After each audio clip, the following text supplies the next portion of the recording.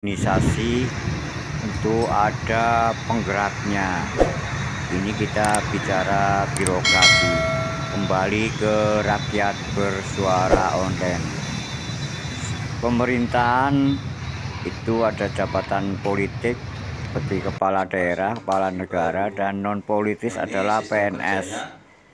Semakin efektif dan efisien. Sekarang manajemen tadi pengelolaan Pak diulang Pak, jumlah pegawai ASN di Kabupaten Pemkab Cilacap 14.710 pegawai negeri sipil dan kan ada tambahan dari juga dengan P3K Pak sebagai leading manajemen ASN BK PSDM rencananya nanti tentu dari 150 formasi hanya terisi 134.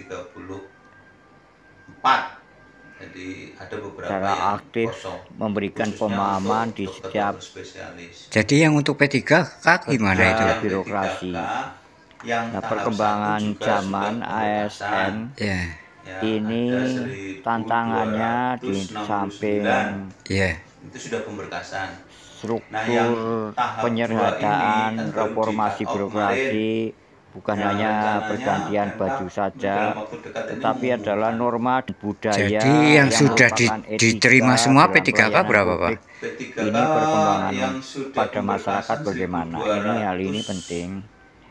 Dan di samping beban anggaran sebetulnya sudah itu berarti sudah diterima ya Pak kalau sudah pemberkasan. Tetapkan berarti ditambah yang 14.710 APBD. Ya nanti seperti itu. Cuman yang tadi diungkapkan perkembangan zaman untuk karena pensiun ASN itu sebetulnya lebih sekitar 600-an berhubungan dengan masyarakat, maka norma dan budaya pelayanan ini mungkin tadi tetap akan dijelaskan mengenai masalahnya itu dengan budaya keindonesiaan dengan luasnya wilayah itu masalah distribusi ya Pak. Sekretaris Dinas Bapak Edi Supriyono, silakan kita disimak hal-hal yang perkembangan dalam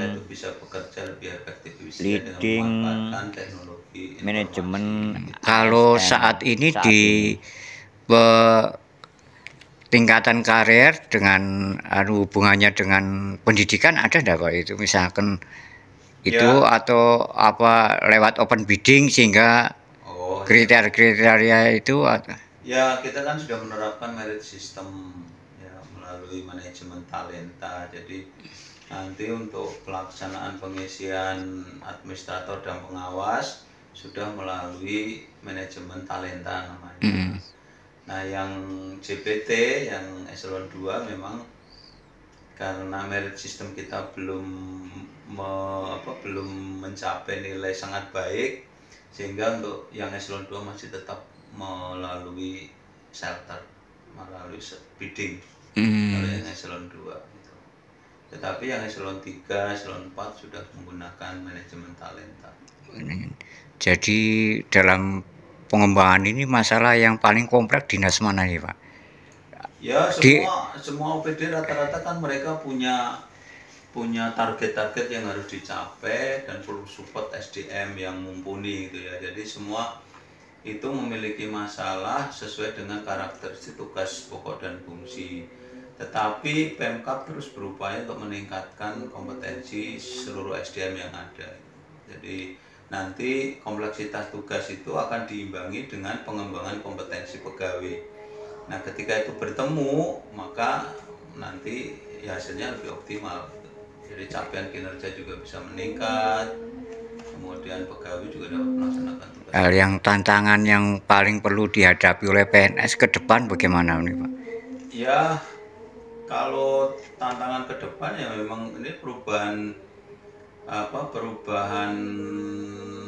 situasi kondisi global lah ya. Iya. Jadi tantangan sekarang kan menuntut ASN itu bisa berpikir menjadi ASN yang berwawasan global gitu ya, smart ASN dan lain-lain.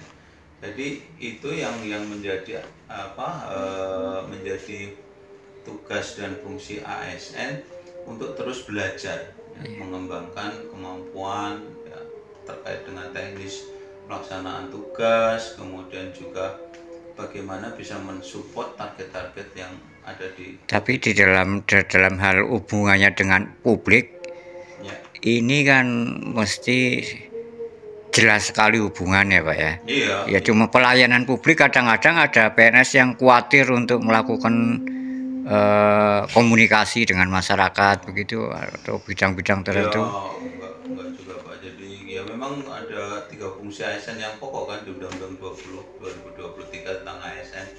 Jadi ASN itu ya melaksanakan kebijakan publik, kemudian menyelenggarakan pelayanan publik, kemudian perekat pemersatu.